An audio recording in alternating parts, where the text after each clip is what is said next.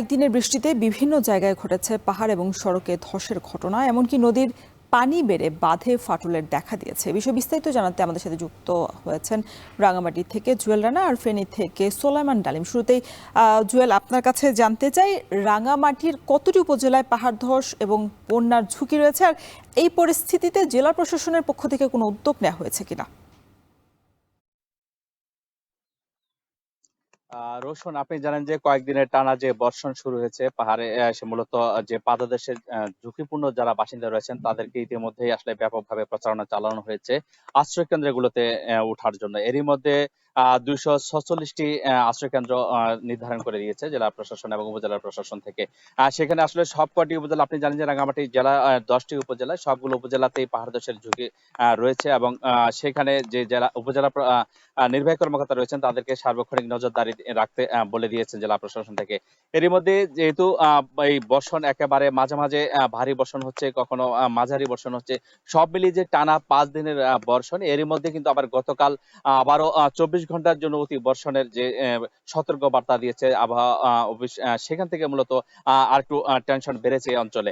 মূলত এই যে 5 দিনের বর্ষণ এবং একই সঙ্গে সঙ্গে উজান থেকে নেমে আসার ঢলে ইতিমধ্যেই রাঙ্গামাটির বাঘাইছড়ি, বিলাইছড়ি এবং জুরাছড়ি 3টি উপজেলার যে নিম্নাঞ্চলগুলো রয়েছে সেখানে বন্যা পরিস্থিতি তৈরি হচ্ছে। অনেক নিম্নাঞ্চল তলিয়ে গিয়েছে। এর মধ্যে রাঙ্গামাটি সদরেও সাতছড়ি যে ইউনিয়ন রয়েছে সেখানে আসলে 6টি গ্রাম ইতিমধ্যে প্লাবিত হয়েছে পাহাড়ের ঢলে। সেখানে 200 পরিবার অন্তত ক্ষতিগ্রস্ত হয়েছে বলে আমরা জানতে পেরেছি।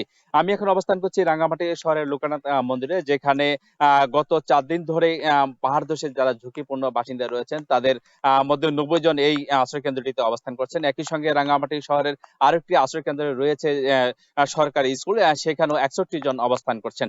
এর বাইরে একটু বলে রাখি, রাঙ্গামাটি শহরে মূলত 29টি ঝুঁকিপূর্ণ এলাকা চিহ্নিত করেছে জেলা প্রশাসন। সেখানে 26টি আশ্রয় কেন্দ্র খোলা হয়েছে।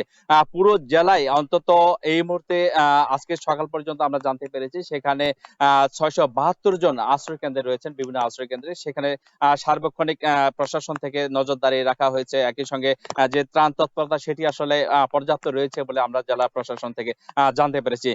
গতকাল জেলা প্রশাসক মোহাম্মদ হাবিবুল্লাহ এবং রাঙ্গামাটি জেলা পরিষদের যে চেয়ারম্যান কাজল তালুকদার, তিনি আসলে এই এলাকাটি পরিদর্শন করেছেন। তারা জানিয়েছেন সার্বক্ষণিক এই ধরনের পরিস্থিতি তারা নজরদারিতে রেখেছেন এবং কোনো প্রকার কোনো জানমালের যেন ক্ষতি না হয় সেই বিষয়টি তারা রাখবেন। একই সঙ্গে রাঙ্গামাটি চট্টগ্রাম সড়কে বিভিন্ন জায়গায় পাহাড় ধসের ঘটনাগুলো ছিল। রাঙ্গামাটি থেকে এই ছিল আমার কাছে সবশেষ। রোশন। জিয়াউর রহমান জুয়েলের কাছ থেকে আমরা জানছিলাম পাহাড় ধস এবং বন্যার ঝুঁকি। এবার একটু ফেনীর অবস্থা জানতে চাই। ডালিম, পানি উন্নয়ন বোর্ড থেকে কি বাঁধের ফাটল রোধে কোনো ব্যবস্থা নেওয়া হয়েছে কিনা, বিস্তারিত জানাবেন। রসন, আমরা এখন যেখানটায় দাঁড়িয়ে আছি এটি ফুলগাজীর জগৎপুর গ্রাম। এই জায়গাটাতে রাতেও পানির যে উচ্চতা নদীর সেটি 1 ফুট বেশি ছিল। সকাল নাগাদ সেটি পানির উচ্চতা কিছুটা কমেছে। আমরা যেটি দেখেছি যে গতকাল রাতেই মহি নদীর পানি উঠছে গিয়ে ফুলগাজী বাজার সহ বেশ কিছু জায়গা প্লাবিত হয়েছে এবং কিছু জায়গায় ফসলি জমিও প্লাবিত হয়েছে। আমরা দেখেছি যে পরশুরামের নীলক্ষী, শালদর, গোসাইপুর এবং বেশ কিছু জায়গায় কিন্তু যে 2024-এর বন্যায় যেসব বাঁধ ক্ষতিগ্রস্ত হয়েছিল সেসব বাঁধের কিছু জায়গায় ফাটল দেখা দিয়েছে। আমরা দেখেছি যে রাতে জেলা প্রশাসন এবং পানি উন্নয়ন বোর্ডের যে নির্বাহী প্রকৌশলী এবং অন্যান্য যে কর্মকর্তা রয়েছেন তারা কিন্তু বাঁধের যেসব ক্ষতিগ্রস্ত স্থানগুলো রয়েছে সেসব স্থানে কিন্তু তারা পরিদর্শন করেছেন এবং ব্যবস্থা গ্রহণ করার জন্য কর্তৃপক্ষকে বলেছে। আমরা যেটি আসলে দেখি যে ফুলগাজী, পরশুরাম এবং ফেনীর 2024 সালের যে বন্যা, ভয়ঙ্কর বন্যা, সেই বন্যায় কিন্তু ফেনীর মুহুরী, কহু এবং সিলুনিয়া যে 3টি সীমান্তবর্তী নদী রয়েছে, এই 3টি সীমান্তবর্তী নদীর কিন্তু 102টি স্থানে ভাঙন দেখা দিয়েছিল। যেই স্থানগুলোতে ভাঙন দেখা দিয়েছিল মূলত সেই স্থানগুলোতেই মূলত আবার যে ভঙ্গুর এবং নড়বড়ে অবস্থা বিরাজ করছে।